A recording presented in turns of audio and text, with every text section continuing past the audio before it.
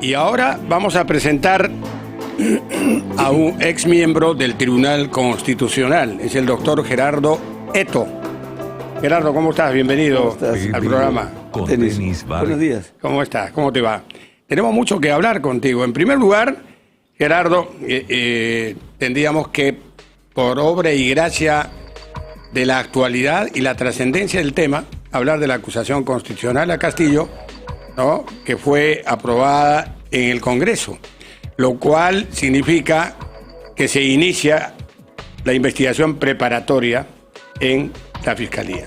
¿Cuál es tu punto de vista? Bueno, simplemente que el Congreso ha cumplido con un mandato que establece el artículo 100. El Parlamento, aparte de legislar, cumple un rol de fiscalización. Y entre ellos, si observa inconductas funcionales de los altos funcionarios públicos, como es el presidente de la República y los ministros, puede formular acusación, y si ésta tiene contenido penal, le corresponde a la fiscal de la Nación iniciar un periplo de investigación preliminar, preparatoria, y luego formular la acusación en los términos que dispone el Congreso. Claro, sí. Pero tú sabes perfectamente que no solamente tiene contenidos, ¿no?, de carácter penal, sino penalísimo por todo lo que ha pasado. Todo es penal, ¿no? Imagínate, son tres, básicamente, ¿no?, los presuntos delitos: organización, ¿no?, criminal, colusión y tráfico de influencias. Sí. En los tres casos, el derecho penal está ahí a la orden del día. Eso revela, pues, que el interinazgo de la presidencia de Pedro Castillo ha sido copar, no para un proyecto político, sino para establecer una organización bajo el tamiz de un socialismo del siglo XXI. Han estado desarrollando estropicios que ya poco a poco, la verdad, se va a ir imponiendo en sede judicial. Ahora, una cosa, ¿a eso se llama socialismo del siglo XXI? Porque en Venezuela, las características del socialismo que ha impuesto Chávez y que hoy continúa Maduro, tiene esas características, con corrupción, ¿no?, galopante por dentro. Lo de México, habría que revisar un poco más. Bolivia, Colombia, y hay que ver simplemente quiénes han llegado a la máxima magistratura en esos países. Parece que es una constante, ¿no? Lo que pasa es que el tema es mucho más complejo. Hay toda una densidad teórica para explicar qué está pasando en América Latina.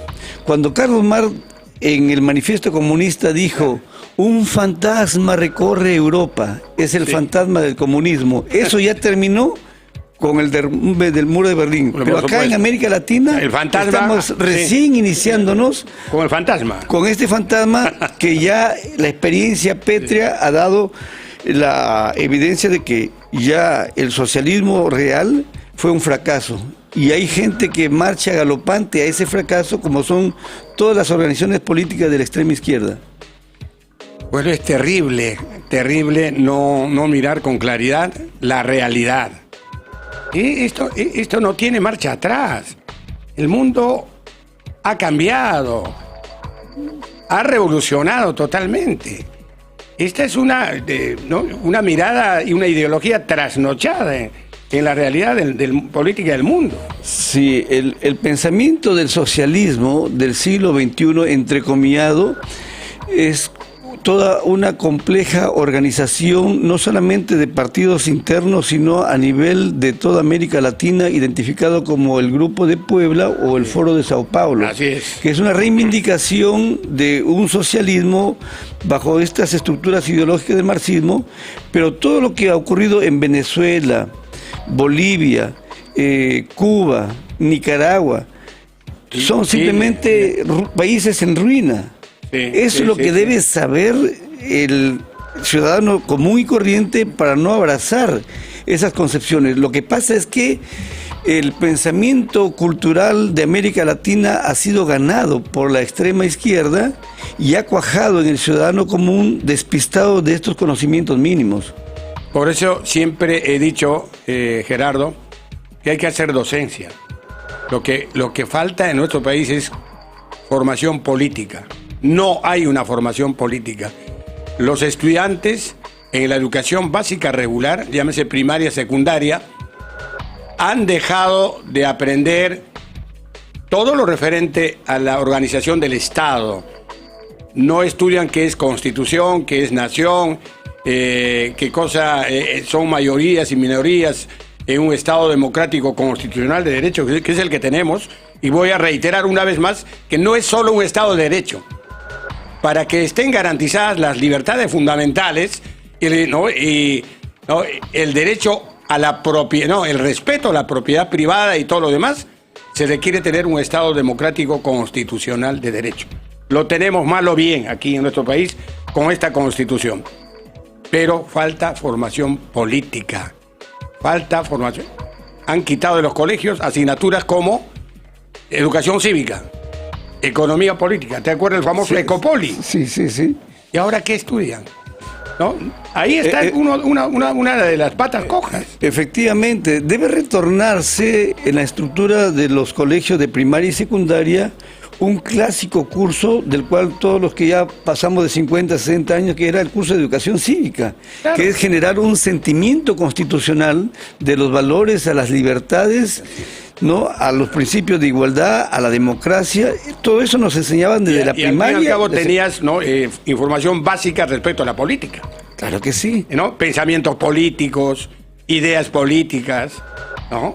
Entonces ya uno tenía una noción y salía del colegio, bueno, a ver algo, pero ya a tener algún reparo respecto a este tipo de situaciones. Y es que así se formaba un perfil de un jovencito, de un adolescente, de un pensamiento crítico. Que no existe en estos momentos. Permíteme nomás desarrollarte una idea. Hace mucho tiempo hay un profesor francés, Gilles Lipovetsky, que escribió un célebre libro que se llama La Era del Vacío. La era del vacío es la que todavía pervive bajo otra generación que un profesor nos decía, es la generación Coca-Cola. Es decir, un joven actualmente hedonista, despojado de concepciones políticas, críticas, y simplemente le gustaría la vida muelle, el confort, y ese perfil es un poquito peligroso tenerlo. Es necesario que los jóvenes actualmente tengan una concepción del mundo a nivel planetario y a nivel nacional, para que no se genere estas corrientes del socialismo que es yugular las libertades. Eso debe quedar absolutamente claro. Así es. Bueno, avancemos con el tema para ya concluir el tema de esta coordinación internacional para desconocer a la presidente, ¿no?, Dina Boluarte. Decimos presidente porque el cargo es de presidente, ¿no? Sí, sí. Pero no podríamos decir la estudianta. Se dice estudiante, ¿no?, a varón y mujer. Esa misma conjugación hay que hacer cuando se trata del presidente de la República. Por eso se dice la presidente. Muy bien, entonces, resulta pues que líderes de los países que hemos mencionado desconocen. Es más, ¿a qué nivel ha llegado la distorsión, la transgresión de la idea de que Dina Boluarte ha dado el golpe de Estado contra Castillo? O que el Congreso dio el golpe de Estado contra Castillo. El mundo al revés. El mundo al revés, o sea. Entonces aquí pues hay un plan urdido para generar un caos en el Perú desde afuera, y ahí la diplomacia peruana no está dando la respuesta que uno quisiera. Efectivamente, aquí le corresponde a la Cancillería desarrollar políticas inmediatas. Por ejemplo, podría ser de que grupos de parlamentarios o el gobierno convoque a gente de la democracia de nuestra patria y salga en comisiones a divulgar lo que ocurre en la realidad, en nuestra interioridad.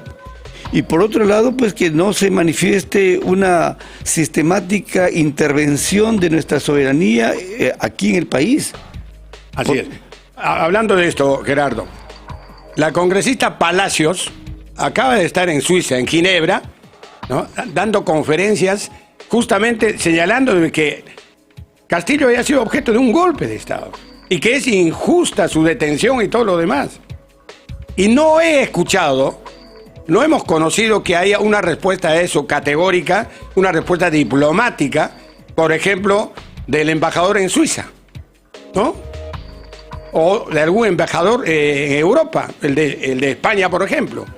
O sea que no estamos perdiendo la batalla internacional acá. Sí, repito, la Cancillería tiene que verificar la conducta de cada embajador ahí donde se cometen los estropicios de injerencia de nuestra patria. Porque si queda callado o queda silencioso o no aclara que es su obligación, pues simplemente debe renovarlo. ¿No será que hay muchos caviares también como diplomáticos? No sé, o sea, ¿qué podemos esperar? Porque no hay una reacción. Y al final miente que algo queda. Que algo queda. Y pueden pensar de que efectivamente al señor Castillo se le dio el golpe, no al revés. Pienso que en el Congreso, ya que hay una actitud omisiva o de deficiencia por la Cancillería, el Parlamento debería nombrar miembros de las comisiones ahí parlamentarias para que salgan a exponer allí donde esos países están de una u otra manera generando una posverdad. Esa podría ser, sí. Pues eso de la posverdad también habría que comentar y explicar en qué consiste. El señor López Obrador, más conocido como AMLO, hasta esta, ¿no? AMLO es un, ¿no? Digamos, es una forma de identificar a un personaje como él, ¿no es verdad? Causa gracia, ¿no? Este señor ha dicho que no le va a entregar la presidencia pro tempore, lo que le corresponde, la presidencia de APEC, al Perú. Y ha desconocido así, de manera tajante, y dice que es una usurpadora prácticamente, ¿no? Que el cargo que ocupa, ¿no? No es legal y que dio el golpe a Castillo. ¿Cómo debe reaccionar el Perú ante una situación así? Bueno, un pronunciamiento enfático del Ejecutivo, y creo que el Parlamento también debe corresponderle pronunciar para aclarar de que aquí en el Perú lo que está existiendo es la sucesión constitucional que desencadenó el golpe de Estado Pedro Castillo, y por lo tanto que no debe inmiscuirse en politizar este encuentro de todos los países de Latinoamérica, porque él no es propietario de este foro que corresponde al régimen de todos los países de América Latina. Ha dicho que el cargo de Dina Boluarte es espurio, así, con esos términos. Espurio es una carga axiológica, Sí, pero muy fuerte. Es muy fuerte. Alguien tiene que responder a eso, ¿no? Pero ya sabemos hacia dónde, ¿no? Hacia dónde se encamina todo este tema. Y el Foro de Madrid, ¿no? También hay luchas, ¿eh? Aquí, a este nivel. Definitivamente, a nivel internacional se han abierto dos corrientes.